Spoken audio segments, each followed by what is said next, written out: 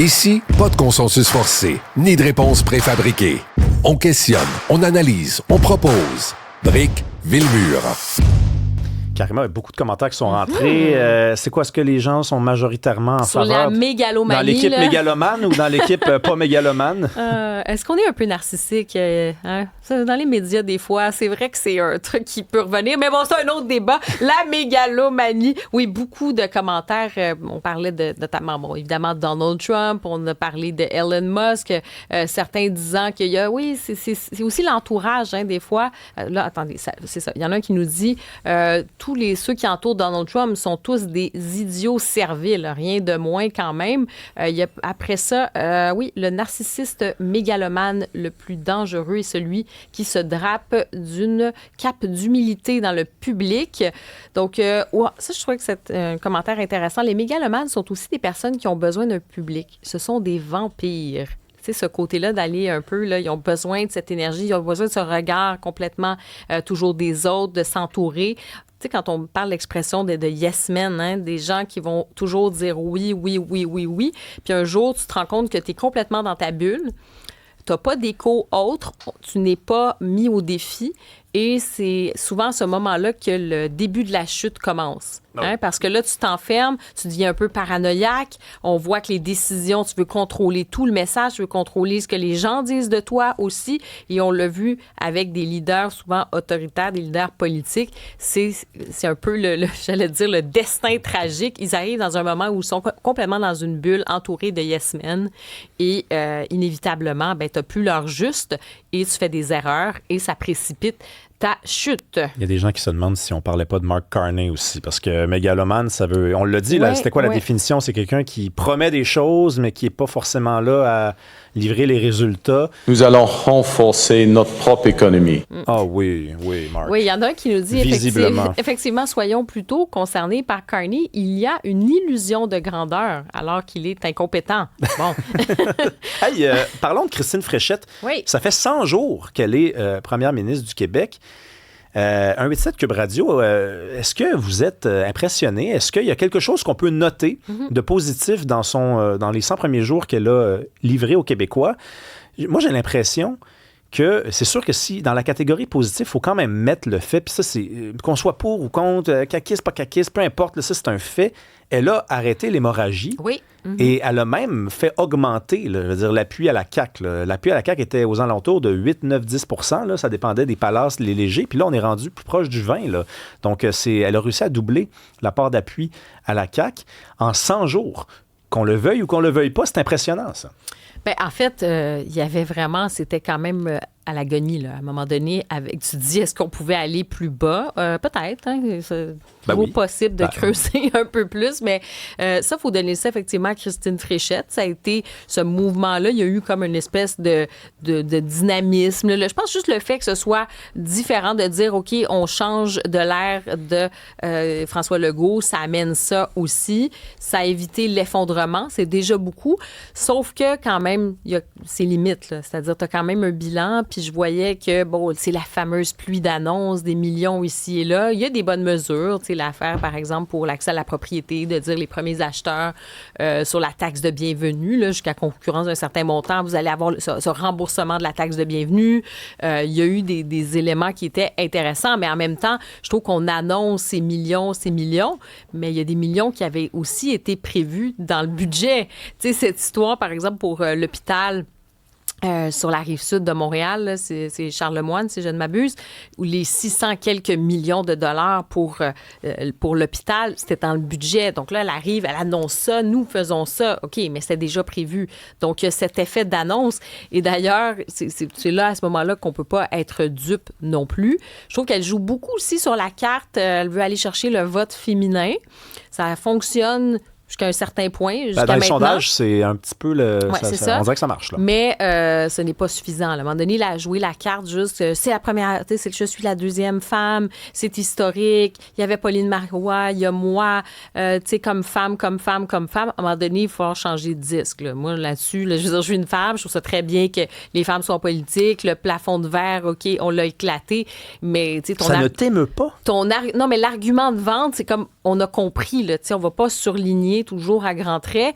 Quand il y a eu l'annonce pour ce sommet, forum sur l'itinérance, je trouve qu'il y avait beaucoup de marketing. Elle arrive avec Pauline Marois, puis c'est encore de ressouligner, nous sommes les 2 femmes premières ministres. Changeons de disque, là. De disque, là. Tu sais, Kamala Harris, à un moment donné, il fallait comme passer aussi à une autre étape parce que les gens, c'était pas suffisant. Tu sais, il y avait eu, avec Hillary Clinton, cette idée-là.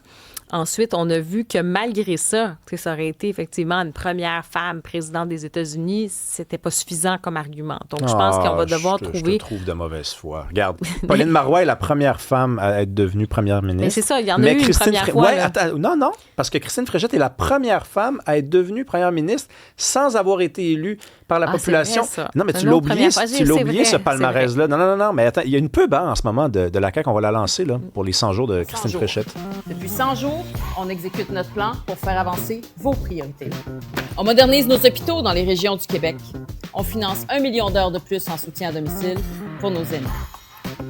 Et enfin, on sort le fax du réseau de la santé. On rembourse la taxe de bienvenue pour les premiers acheteurs. Je trouve ça drôle. On sort le fax. Non, mais attends, elle est sur sa chaise comme ça. Elle regarde ses affaires, puis là, la caméra arrive, puis elle fait juste un petit mouvement de chaise, comme ça, comme dans un film, là. Elle pourrait devenir actrice. Hein? Nick Payne est avec nous. Bonjour, Nick. Oui, bien aussi, elle ferme son portable qui était déjà fermé. Hein? C'est un peu curieux, mais la question, c'est Christine Fréchette est-elle mégalomane? Parce que je fais le lien avec votre sujet. Nick Payne, es-tu mégalomane? Bon, vas-y, revenons à Christine Fréchette. Mélomane, Nick Payne. Ah, ça, c'est vrai aussi. Mais non, mais c'est drôle parce que tout à l'heure, vous parliez des mégalomanes, c'était tous des hommes. Hein? Et là, on a fait le passage vers Christine Fréchette qui a, elle, parce que les hommes, c'est exact. Hein? Moi, ma théorie, c'est que les hommes sont mus par des pulsions extrêmement fortes, parfois violentes, qui les font commettre le meilleur et le pire. Et souvent le pire. Et parmi les mégalomanes, il y a beaucoup de wannabes, de gens qui voudraient être quelque chose, qui ne réussissent pas, mais qui ne font que commettre des dommages. C'est important de le dire. Puis, ils vampirisent. Et moi, le mot pour Trump, c'est troll. C'est aussi un troll. C'est quelqu'un, quand il fait des pitreries à l'endroit du Canada, c'est comme le gars qui va mettre un commentaire désobligeant dans un fil Facebook. Hein. Alors que quand on va du côté de Christine Fréchette, on est dans un schéma qui est plus propre aux femmes, je trouve, qui est, en politique notamment, cette espèce de démonstration d'ambition sans un contenu ou un projet qui est à la hauteur de cette ambition. Je remarque ça davantage. Christine Fréchette me fait penser un peu à ces filles sur les réseaux sociaux qui étalent leur réussite. Vous voyez comme mon couple fonctionne bien, comme j'ai une belle carrière, comme etc. Elle étale. Il y a cette espèce de côté. Ça, c'est le narcissisme au féminin davantage. Et je trouve, parce que toutes les femmes ne sont pas comme ça, évidemment. Alors, je trouve qu'il y a de ça chez Christine Fréchette. Et ce que vous venez de montrer l'illustre très bien. On la met en scène. C'est vraiment... sa personne est très importante, je trouve. Oui, mais ils auraient fait la même chose avec n'importe qui. Non, tout le monde va faire une pub, là. Éric Duhem a fait une pub, on la voit passer beaucoup. Charles Milliard a une cour. Non, mais là, elle est première ministre, fait que c'est sûr que ça passe par la pub, là, aussi, là. Oui, non, il ne faut pas aller trop loin dans l'interprétation de cette pub-là, mais tout de même, je trouve que le projet est très ténu derrière. On ne sait pas trop ce qu'il est. Et moi, pour moi, c'est ce qui marque les 100 premiers jours de Christine Fréchette. Et c'est aussi une orgie de dépenses. Il faut quand même le dire. Là, on parle de sur les 5 prochaines années, plus d'1 milliard de dollars. Karima a raison lorsqu'elle dit que certaines annonces avaient déjà été budgétées, si on veut. C'est pas du nouvel argent, mais globalement, il y a quand même beaucoup de ces annonces qui engagent des dépenses supplémentaires et les partis d'opposition ont raison d'y voir une sorte d'avantage indu, c'est-à-dire que tous ces engagements-là sont pour beaucoup des promesses électorales qui vont de toute façon repasser dans le blender là, quand le prochain gouvernement sera élu, y compris si c'est la CAQ. Alors, on vient de se payer comme ça 100 jours d'infopub électorale et moi, je suis pas très à l'aise avec cette partie-là de la démarche. Est-ce que tu as remarqué dans la publicité avec Christine Fréchette à la fin, moi, ça m'a vraiment fait penser à un parallèle avec la démarche de Carney, Bâtir le Canada. À la fin de sa pub, elle dit ce qu'on va faire finalement, c'est bâtir l'avenir du Québec. Moi, je trouve que c'est pas anodin. J'ai l'impression qu'elle veut prendre un peu le chapeau comme capitaine Carney, capitaine Fréchette au Québec. Tu sais, on essaie de copier un peu le modèle Carney et bâtir Canada Maison, là, c'est bâtir Avenir Québec. Ben oui, bien sûr, parce que les deux partent du même point de départ, c'est-à-dire un gouvernement usé dont on ne voulait plus.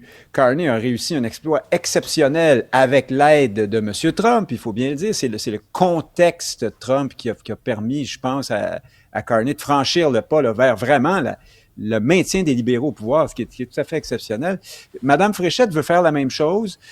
C'est plus compliqué parce que là, Trump, on commence à être habitué d'une part. D'autre part, c'est le Québec, là, puis c'est une tonne d'enjeux extrêmement concrets. Hein. On n'a pas le même rapport avec le gouvernement du Québec que celui qu'on a avec le gouvernement plus lointain du Canada. Là, il y a plein de trucs qui nous touchent dans la vie quotidienne dont vont parler les différents protagonistes dans l'élection québécoise. Alors, ça va être pas mal plus compliqué d'effacer le tableau au complet, là, comme ça, faire comme dans Men in Black, hein. Vous n'avez rien vu, le passé n'existe plus, vous n'étiez pas là, vous savez pas ce qui est arrivé. Malheureusement, le bilan de la CAQ va revenir mordre les jarrets, je pense, des caquistes tôt ou tard. Et puis, oui, bâtir l'avenir, là, il manquait juste ensemble, allons de l'avant, tournons la page, je sais pas quoi. Enfin, ça fait slogan creux, pas à peu près quand même. J'y reviens, je trouve que ça manque de il y a un projet là, qui est plus là. Il y a peut-être une raison qui explique ça, c'est que le projet caquiste était en grande partie nationaliste.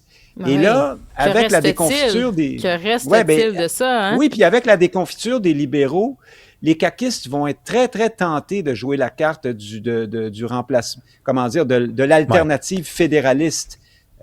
Devant mais ça marche, ça marche. Il faut quand même juste toujours... On a commencé en le disant, puis on va finir en le disant, ça fonctionne. Ça marche pas si mal. Toi, t'es pas convaincu. Moi, j'ai déjà vu mieux. Karima aussi, j'imagine, sauf que je pense pas que c'est ça qui fonctionne. Je pense juste le fait d'arriver quand même avec un changement, juste d'arriver avec une autre énergie, de jouer un peu la carte que, vous savez, moi, j'ai une autre voix que finalement, ce qui est proposé par rapport au référendum. Moi, j'ai l'impression que c'est ça, mais ça sera pas suffisant pour la suite des choses. On verra, hein, peut-être qu'elle va se démarquer là-dessus. Il y a encore quelques semaines à tout ça, mais je trouve qu'elle est maintenant, la CAQ pour moi, ce n'est pas un parti véritablement nationaliste, c'est un parti qui est devenu fédéraliste. Je suis désolée, la posture, moi j'ai l'impression qu'on en est là. Je ne sais pas si tu as remarqué, Rémi là, et Nick, lors de cette rencontre à Charlottetown, moi, j'ai eu un malaise, là, le gage qu'elle a donné en disant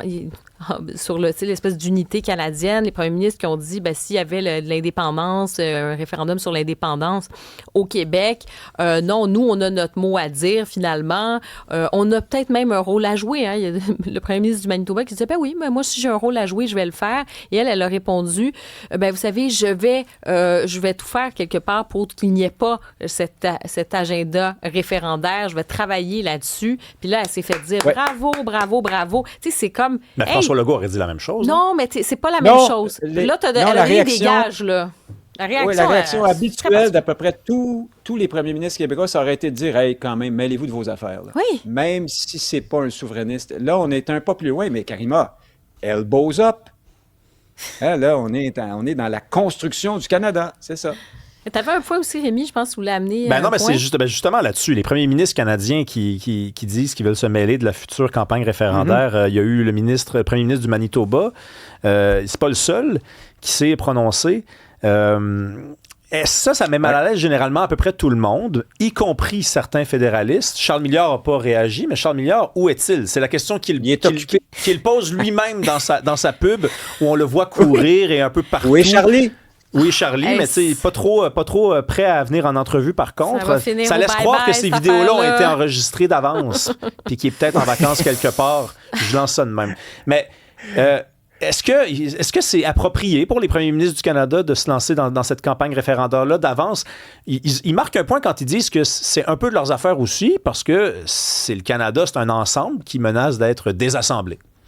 Ben oui, ben là, Rémi, réponds pas à ta question à ma place. Non, c'est je dis ça, marque c'est un que- point, mais ça a-tu de l'allure quand même pour autant? Ben oui, ben c'est ça l'affaire. C'est qu'au Québec, on a parfois une version un peu idyllique, un peu candide, peut-être davantage chez les souverainistes, en disant non, nous, on a notre droit à l'autodétermination des peuples, c'est pas de vos affaires, nous sommes allons décider, etc., etc. C'est bien vrai, mais en même temps, c'est pas rien, là, ce qu'on propose, c'est de défaire ce pays-là.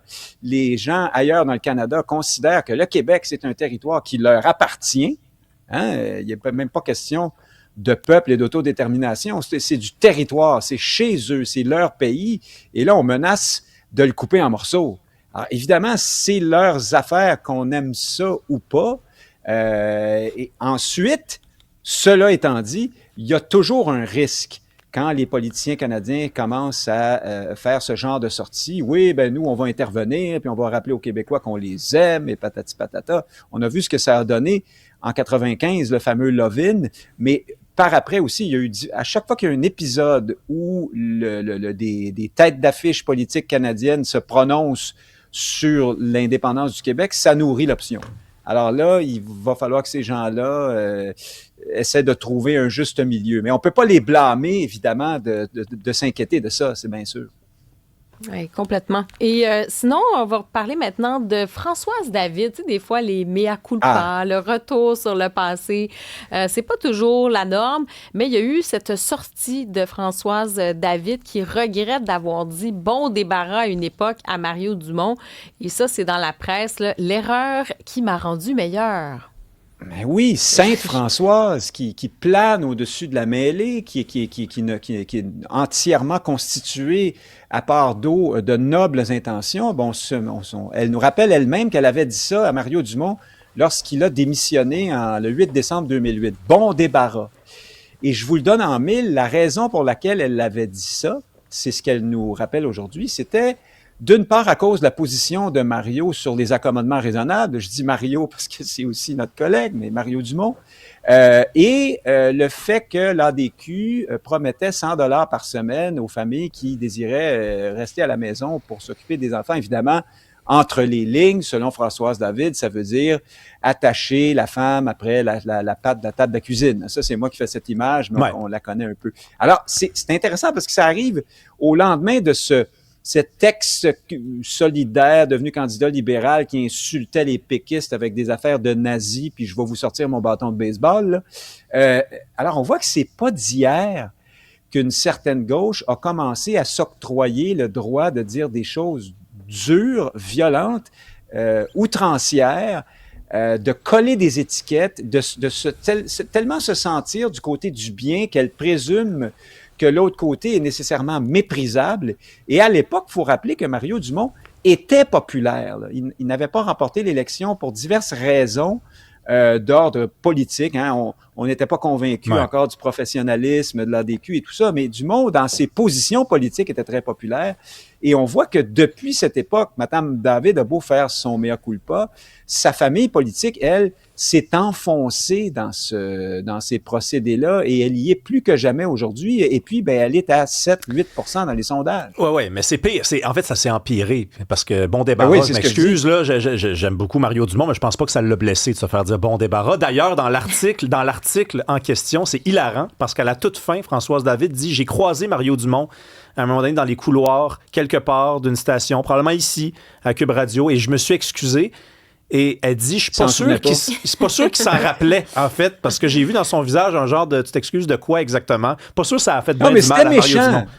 C'était quand même pas fin, là. Oui, je comprends. Quand tu démissionnes, normalement, on ne fait pas ça cette journée. Non. Merci beaucoup, Nick Payne. Bonne fin de semaine. Salut.